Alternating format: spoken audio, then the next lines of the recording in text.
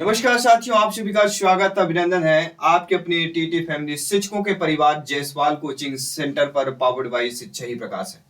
साथियों, आज बहुत ही बड़े मुद्दे की बात होगी। एमपी टेट वर्ग 3 चयन परीक्षा का रिजल्ट आ चुका है और चयन परीक्षा में ओबीसी पदों को लेकर गड़बड़ी का आरोप अभ्यर्थी लगातार उठा रहे हैं और इस पर वीडियो बनाना बहुत जरूरी है, क्योंकि ये जो मुद्दा है बहुत ही इंपॉर्टेंट मुद्दा है और बहुत ही, क्योंकि आपने देखा होगा चयन परीक्षा का रिजल्ट आ गया है और मध्य प्रदेश में आयोजित एमपी टेट वर्ग 3 चयन परीक्षा 2025 में नया विवाद ये है और आरोप यह है कि वर्ग 3 चयन परीक्षा में ओबीसी में जितने पदों को रखा गया था उतने पदों पर नियुक्ति नहीं की गई, उनके पदों पर छेड़खानी की गई।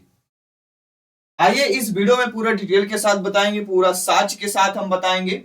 अभ्यर्थी ने कहा है कि ओबीसी वर्ग को निर्धारित प्रतिशत जितनी है उसके आधार पर उनको ही सिलेक्शन होना था, उतनी सीटों का सिलेक्शन होना था, लेकिन परिणाम जारी होने के बाद कई उम्मीदवारों ने दावा किया है कि ओबीसी वर्ग के कई पद कम कर दिए गए, अन्य वर्गों में समायोजित कर दिया। चलिए आइए देखते हैं कैसे समायोजित किया गया, कितने वर्ग आपके रूल बुक में थे, क्या क्या रूल बुक थे, रूल बुक के अकॉर्डिंग क्या क्या नहीं हुआ। सभी लोग वीडियो पे बने रहे। यहाँ पे देखिएगा, सबसे पहले यहाँ पे इनका एक आता है, इनका दिव्यांगजन 7.3 में दिव्यांगजन अधिकार अधिनियम है। इस अधिनियम में बताया गया है कि 2016 और मध्य प्रदेश दिव्यांग अधिकार 2017 के अनुसार 6% पदों का आरक्षण दिया गया था। कितना दिया गया था ओबीसी में या विकलांगों के प्रतिशत की बात करें, केवल 6%। 2016 मध्य प्रदेश दिव्यांगजन अधिकार अधिनियम 2017 के तहत केवल विकलांगों को 6% कोटा है, 6% आरक्षण दिया गया है। पहला पॉइंट नोट कर लीजिए। दूसरी बात हम बात करेंगे, आप देखेंगे ओबीसी में टोटल 183 लोगों का सिलेक्शन हुआ है। ओबीसी में टोटल कितने 183 लोगों का सिलेक्शन हुआ है। और व्यापम के रूल बुक में कितने सीट ओबीसी के लिए थी, आइए हम आपको दिखाते हैं। सभी देखेगा, यहां पे देखेगा दिव्यांग जन की बात करेंगे कि कुल कितनी सीटें होनी चाहिए। ठीक है, सबसे पहले इंपॉर्टेंट बात यहां पे देखिए, सर्वप्रथम देखेगा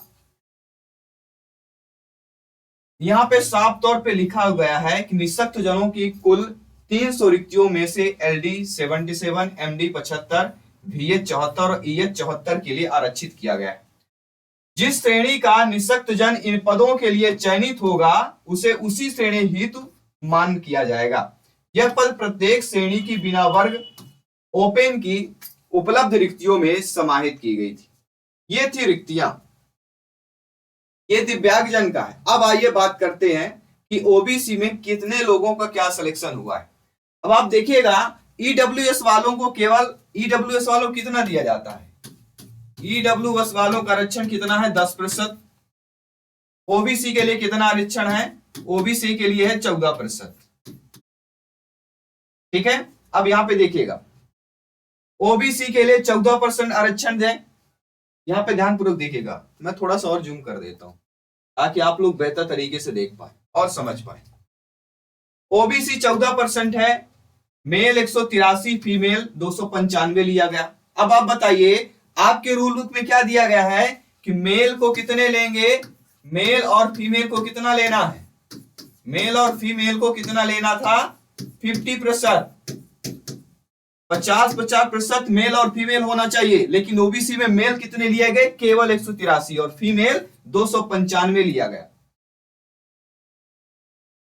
मतलब कहीं ना कहीं 207 सीटें जो आप देखें मेल की, 269 फीमेल की।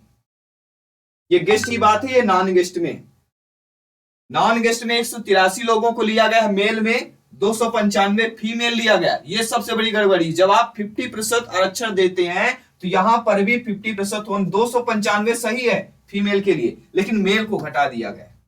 इसी प्रकार गेस्ट में, जो गेस्ट अति शिक्षक में है उनमें 207 लिया गया है मेल को और फीमेल लिया गया है 269 लोगों को।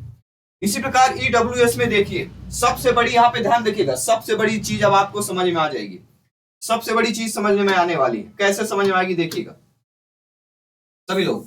अब आप लोग खुद सोचिए ओबीसी कितना परसेंट है, ओबीसी में 14% आरक्षण है। ईडब्ल्यूएस में 10% आरक्षण है। ओबीसी में 14% आरक्षण होने के बावजूद मेल में कितने लिए गए? 183 लोग लिए गए। ईडब्ल्यूएस में केवल 10% ही आरक्षण है, मेल कितने लिए गए? 210 लिए गए। कौन बड़ा हुआ भैया? 14% आरक्षण वाला बड़ा होगा या 10% आरक्षण वाला बड़ा होगा? मेरे सभी अभ्यर्थी कमेंट करिएगा, सबसे बड़ा नोट करने लायक है। 10% जब ईडब्ल्यूएस मिलते हैं तो मेल कितनी, नॉन गेस्ट मेल में 210 लोगों का सिलेक्शन होता है, वहीं पे ओबीसी में नॉन गेस्ट 14% आरक्षण होने के बाद भी 183 लोगों का सिलेक्शन होता है। सबसे बड़ा ध्यान देने बात है, ये गड़बड़ी हुई है। अब देखिए यहाँ पे 215 फीमेल लिया गया, 210 लगभग। देखिए अब इसमें 50% है कि नहीं? 5 फीमेल का अंतर है, लेकिन लगभग 50% लिया गया है। यहां पे क्यों नहीं लिया गया? फीमेल 295 लोगों को ले लिया आपने और मेल को केवल 183 लोगों को आपने लिया है। अब यहां देखिए एससी में क्या किया है? एससी में देखिए 381 मेल लिए गए हैं और 388 फीमेल लिया गया है, लगभग यहां पे बराबर है, इतना हम मान सकते हैं। यूआर जनरल कैटेगरी में देखिए, जनरल कैटेगरी में नॉन गेस्ट मेल को 672 लोगों को लिया गया है और 712 लोगों को फीमेल लिया गया है, मेल और फीमेल लिया गया है। अब देखिए यहां पे गेस्ट में 684, 681, देखिए 348, लगभग 50% के आसपास हैं, लेकिन सबसे बड़ी गड़बड़ी यहां पे देखने को मिलेगी।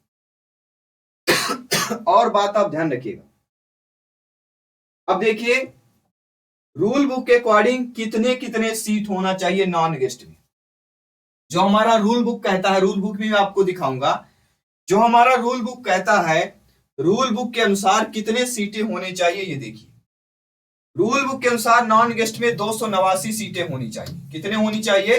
289 सीटें होनी चाहिए। रूल बुक के अनुसार अगर हम देखें, रूल बुक के अनुसार कितनी सीटें हो चाहिए? 289 सीटें होनी चाहिए 14% आरक्षण के साथ। फीमेल में 270 सीटें ऑलरेडी ये ले ही लिया गया है। अब देखिए 210 ईडब्ल्यूएस वालों को 10% लिया गया 191 इसमें, ये रूल बुक में दिया गया था। रूल बुक में दिया गया था फीमेल को 270 लेंगे, 289 मेल लेंगे नॉन गेस्ट, गेस्ट में मेल 263 लेंगे और 263 फीमेल लेंगे। ये रूल बुक कह रहा है। रूल बुक कह रहा है कि ईडब्ल्यूएस में 10% के आरक्षण के हिसाब से 210 लोग नॉन गेस्ट के हम ईडब्ल्यूएस वाले लेंगे और 91 फीमेल लेंगे और मेल हम लेंगे 210 लोगों को। गेस्ट में 179 हम लेंगे मेल लोगों को, 175 लेंगे फीमेल को। ये रूल बुक के अनुसार है।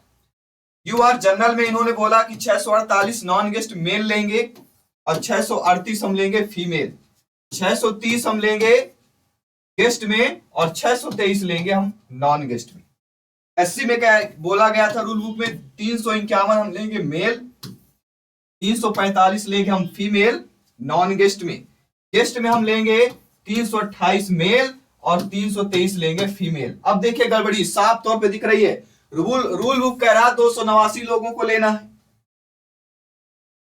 और आप कितने लोगों को ले रहे हैं सिलेक्शन? आप कितने लोगों को दे रहे हैं? मात्र 183 लोगों को सिलेक्शन दे रहे हैं, मात्र 183 लोगों का सिलेक्शन दे रहे हैं।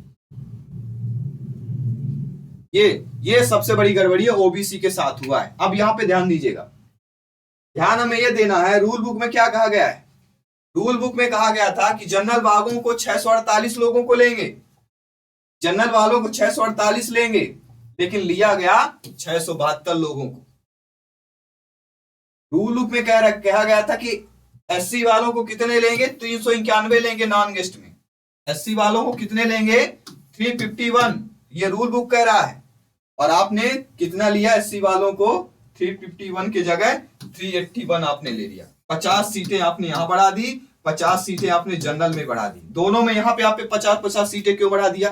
रूल बुक में तो आपने नहीं दिया था। आप यहां 50-50 सीट बढ़ा रहे हैं और यहां पे आप घटा रहे हैं। यहां पे 50 सीटें बढ़ा रहे हैं और यहां पे घटा रहे हैं। अब आते हैं, बहुत से लोग बोलते हैं इसमें वो वाला देखना होगा।